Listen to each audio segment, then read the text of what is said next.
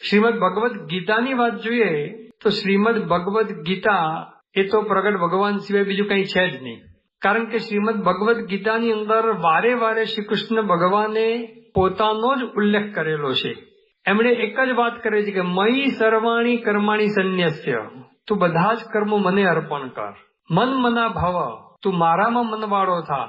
મદ ભક્તો, તું મારો જ ભક્ત થા. મદયાજી, તું મામ નમસ્કુરુ, મારું જ ભજન કર, મને જ નમસ્કાર કર. મયી બુદ્ધિમ નિવેશય, મારામાં જ તારી બુદ્ધિ તું પરોવી દે. મત ચિત્ત સર્વ દુર્ગાણી, કે મારામાં તું ચિત્ત પરોવી દઈશ તો બધા જ એ તારા એ બધા દુર્ગો કેતા આ બધું પાર કરી જઈશ. છેલ્લે કહે છે કે મામેકમ શરણમ વ્રજ, સર્વ ધર્માન પરિત્યજ્ય મામ એકમ શરણમ વ્રજ, તું મારે એકને જ શરણે આવ. તો શ્રી કૃષ્ણ ભગવાન વારંવાર ગીતાની અંદર લગભગ 100 જેટલી વખત વાત શ્રી કૃષ્ણ ભગવાને આવી રીતે પ્રત્યક્ષનો ઉલ્લેખ કરેલો છે. તો શાસ્ત્રોને એક આ હાર્દ છે કે જ્યારે ભગવાન જે પ્રગટ હોય એ પ્રગટ ભગવાનની અંદર જોડાવવું.